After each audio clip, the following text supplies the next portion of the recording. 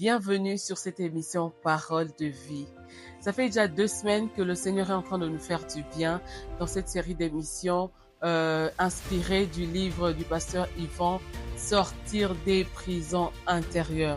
Alors la première émission, nous avons parlé de Au secours, je n'arrive pas à pratiquer la parole de Dieu.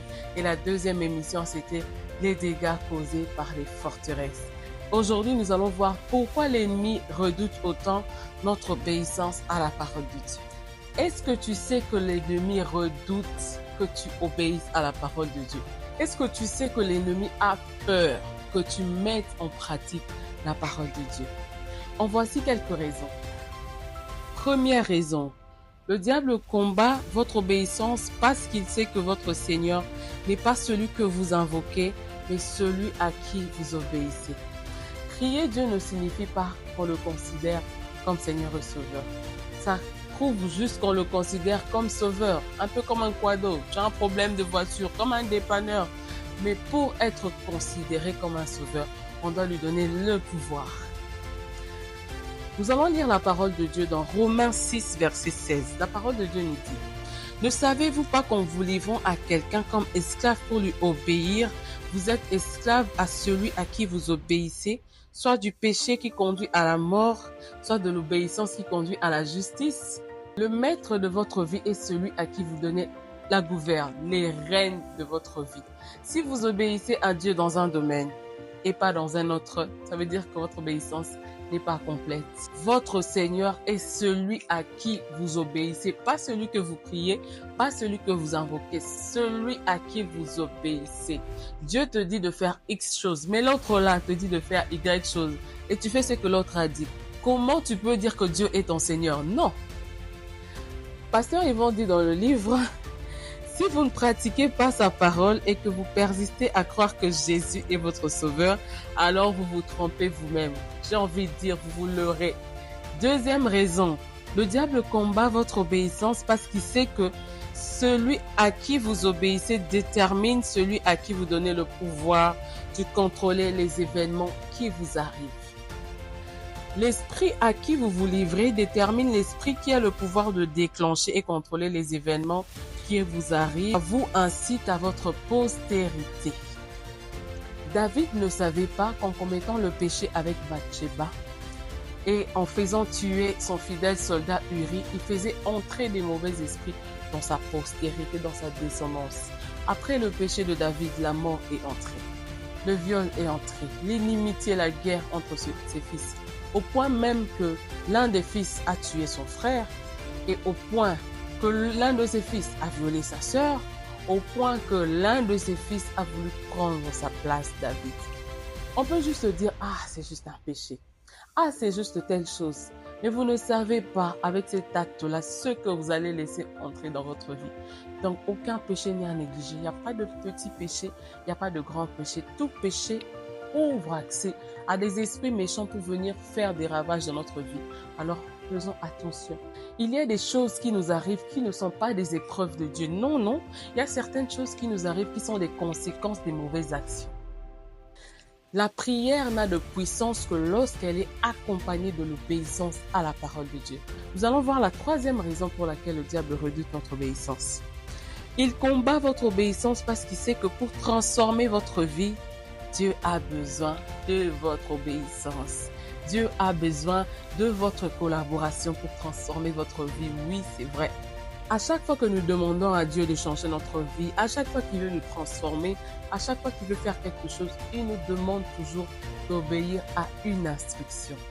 Si vous obéissez à l'instruction, vous lui donnez le plein pouvoir d'agir. La prière n'a pas de puissance sans l'obéissance à la parole de Dieu. En revanche, la prière associée à l'obéissance de la parole de Dieu fait de vous une personne puissante. Dites avec moi, une personne puissante. Quatrième raison, le diable combat votre obéissance parce qu'il sait que les peuples qui appliquent les principes divins seront élevés au-dessus des autres. Amen. La parole de Dieu a la capacité d'élever le plus misérable, le plus vil. La parole de Dieu nous dit dans Psaume 119, verset 100, « Tes commandements me rendent plus sage que mes maîtres. Oui, c'est la parole de Dieu. Je suis plus instruit que tous mes maîtres, car ta parole est l'objet de ma méditation. C'est toujours la parole de Dieu. J'ai plus d'intelligence que les sages, que les vieillards, car j'observe tes ordonnances. Amen. Alors, la cinquième raison, le diable combat votre obéissance parce qu'il connaît les puissantes vertus associées à la mise en pratique de la parole de Dieu. Alors, quelles sont ces vertus? Nous allons en citer 3. Première vertu. Lorsque vous pratiquez la parole de Dieu, tout ce qui était mort revient à la vie. La parole de Dieu a le pouvoir de ramener à la vie tout ce qui était mort. Là où la mort régnait, quand la parole de Dieu entre, elle communique la vie.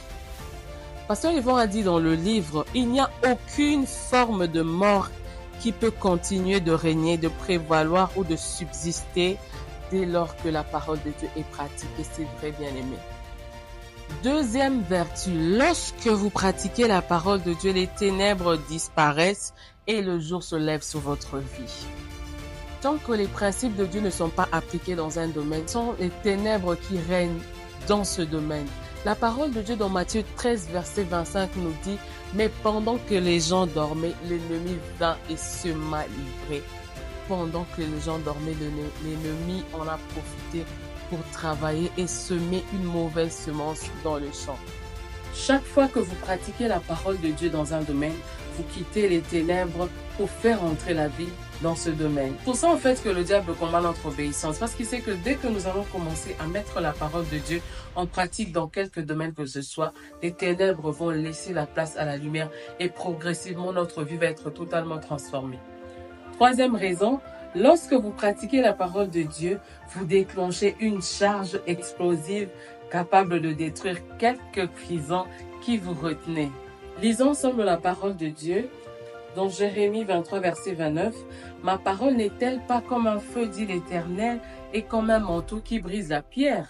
La parole de Dieu contient une grande puissance. Chaque principe de Dieu contient une charge explosive. Nous activons la charge explosive quand nous mettons la parole de Dieu en pratique. Si nous ne la mettons pas en pratique, c'est comme une bombe qui n'est pas activée.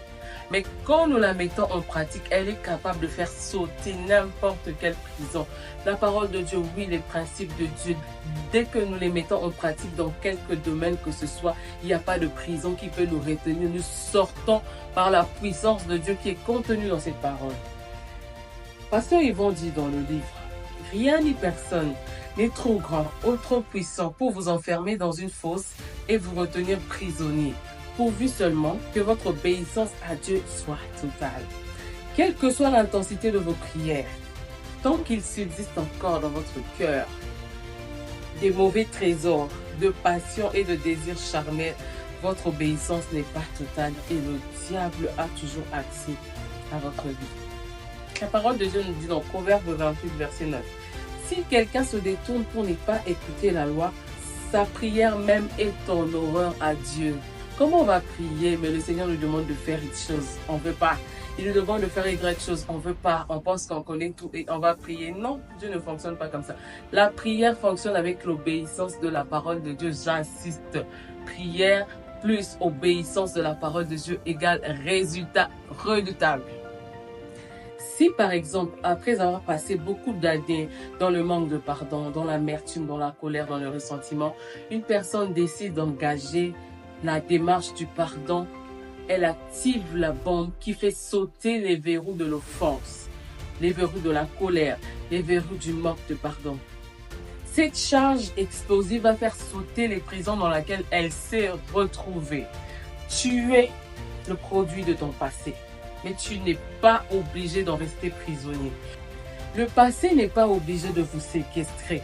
Les échecs, les traumatismes, les abus, les mauvais traitements que vous avez vécus ne sont pas obligés de continuer à hanter votre vie.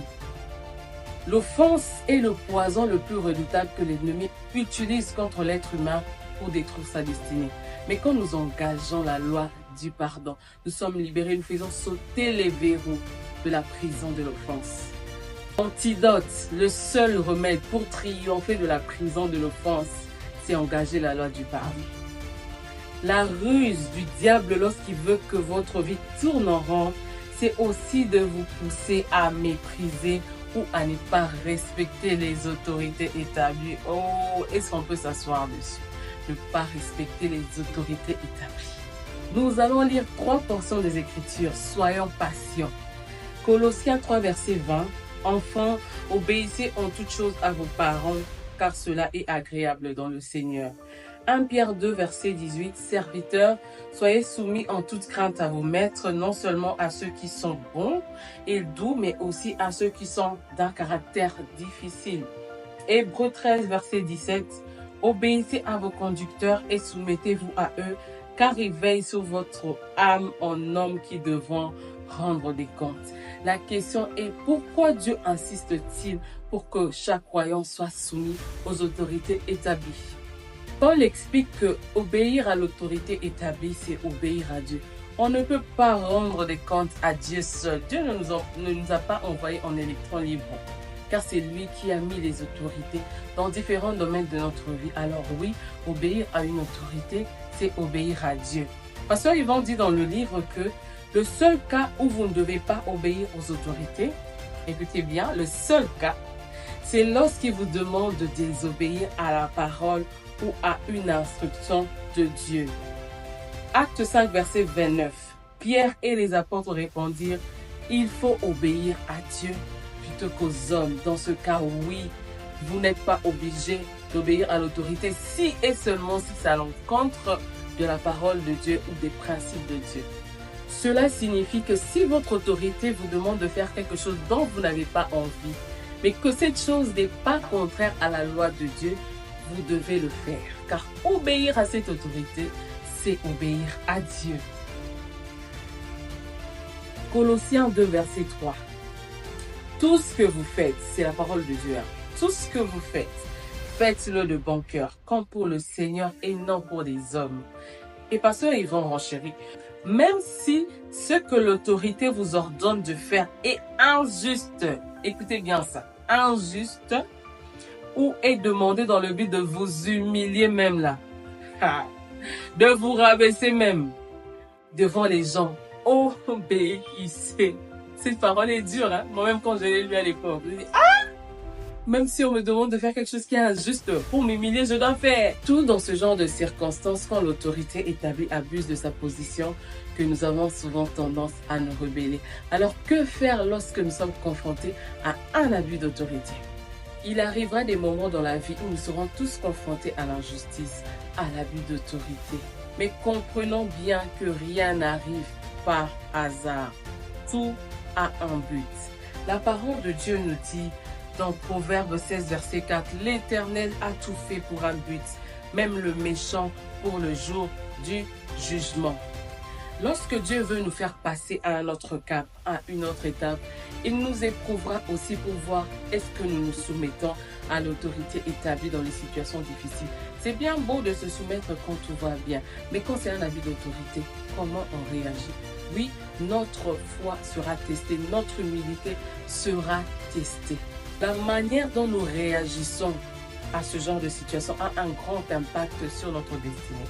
Dans les livres, il est dit, refusez d'affronter l'autorité, refusez la tentation d'insulter, de mépriser l'autorité dans votre cœur.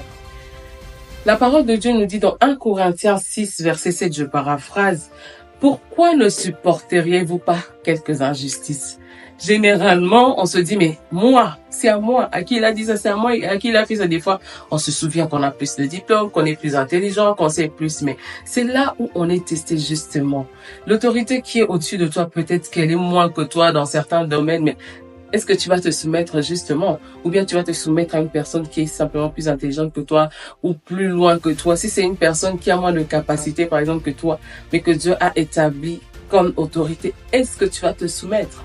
Dieu peut permettre que vous viviez un abus d'autorité, mais souvenez-vous toujours que Dieu fait toutes choses pour un but. C'est juste votre capacité à vous soumettre, à vous humilier qui est testée. Ce n'est pas pour vous détruire. Parce que simplement, vous devez passer à un autre niveau. Donc, vous devez être testé. Lorsque dès votre enfance ou à l'âge adulte, vous méprisez dans votre cœur votre père ou votre mère, vous donnez, sans faire exprès, le pouvoir à un esprit de mépris, de sa de s'emparer de vous. Cet esprit fera en sorte que vous aussi soyez méprisés et déshonorés encore plus. Le revers de la médaille. Vous méprisez les autorités sans savoir que la roue tourne et que ce sera aussi à votre tour d'être méprisé par vos équipiers. C'est compliqué.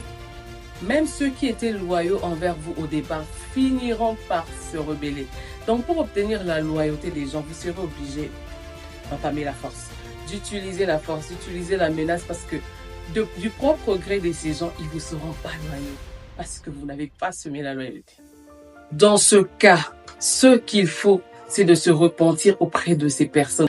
Allez chercher ces personnes chez qui vous avez été rebelle. Demandez pardon. Et Pasteur Yvon dit dans son livre, même si ces personnes ne sont plus de ce monde, cherchez leurs descendants, demandez pardon. Non seulement demandez pardon, mais réparez le tort que vous avez causé. Sinon, vous n'allez pas avancer et vous n'allez jamais connaître la loyauté. Bien-aimés, je vous enseigne en connaissance de cause. Moi, je ne veux pas raconter l'histoire de quelqu'un d'autre. Moi-même, j'ai vécu. Ce livre parle vraiment de ma vie. J'ai vécu ça. La personne qui vous parle était autrefois une personne très rebelle. Moi, j'ai toujours été une femme rebelle. C'est vrai que je ne comprenais pas pourquoi, mais par la grâce de Dieu, j'avais fini par comprendre. Mon témoignage est sur YouTube. Et même dans le ministère, quand je suis entrée dans le ministère, avec mon responsable, c'était toujours compliqué. Il dit de faire X, moi je fais toujours Y. J'étais toujours celle qui contestait. On dit de faire ceci, pourquoi on doit faire? Je ne le faisais pas méchamment. Je ne savais pas que j'avais un esprit de rébellion. Peut-être à cause des circonstances dans lesquelles j'avais vécu et j'avais laissé le diable entrer dans ma vie. Mais c'était compliqué. J'avais grièvement, je le sais, blessé mon autorité au fil des années. À chaque fois qu'on disait fait, moi je ne faisais toujours pas.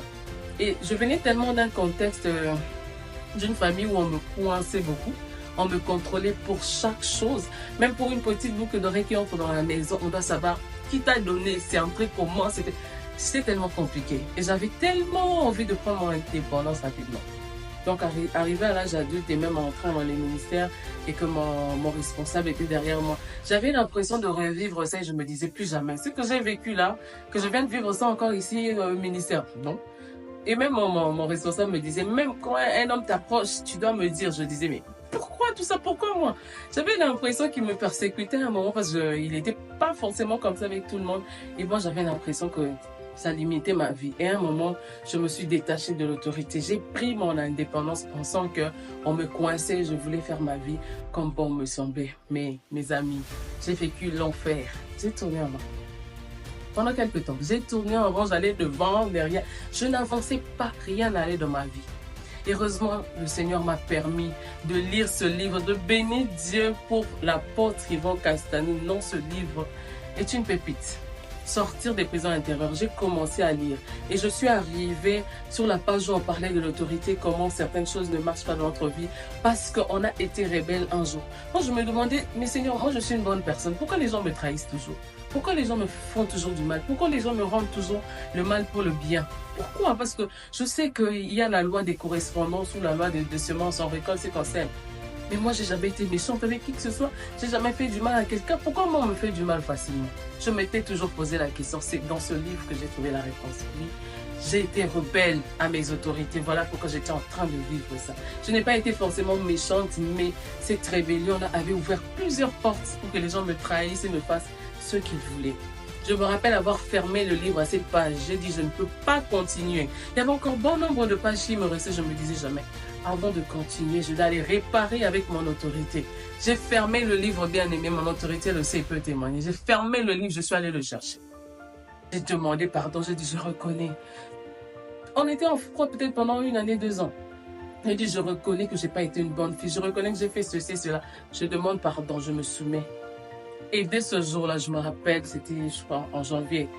Ma vie a pris une toute autre tournure. Si je suis là devant vous, c'est grâce à Dieu, oui. Mais qui est passé par mon autorité. Je pensais que j'allais faire ces choses dans plusieurs années. Mais ça a été déclenché dans ma vie. Pourquoi? Parce que j'ai réparé. Vous comprendrez donc que quand Dieu nous demande d'obéir à une instruction, c'est pour nous protéger du destructeur. C'est pour nous aider à ce que l'esprit méchant n'ait pas accès à notre vie pour glisser des événements ou des choses que le Seigneur n'a pas prévues dans notre destinée. C'est toujours pour notre bien. La parole de Dieu nous dit, qui fait toutes choses bonnes en son temps et qui fait toutes choses avec un but. Alors faisons confiance à Dieu. Quand il nous dit de faire, il sait pourquoi. Alors faisons, obéissons. Je prie que Dieu vous donne la force d'aller réparer avec les autorités que vous avez lésées. Nous passons à la deuxième rubrique de cette émission, la prière. Verset 162, la parole de Dieu nous dit, je me réjouis de ta parole comme celui qui trouve un gros butin. Seigneur, nous te disons merci. Nous te disons merci pour la lumière que tu as mise sur toutes les forteresses de nos vies. Seigneur, éclaire-nous encore pour ceux qui restent et donne-nous la force aujourd'hui d'aller réparer avec les autorités. Nombreux d'entre nous, Seigneur, nous avons causé du tort aux personnes que tu avais établies au-dessus de nous, mais nous venons demander pardon et nous venons demander la force d'aller réparer pour que notre vie prenne la trajectoire que tu avais décidée pour nous. Merci Seigneur, dans le nom de Jésus, nous disons Amen. Merci à vous tous qui avez suivi notre émission.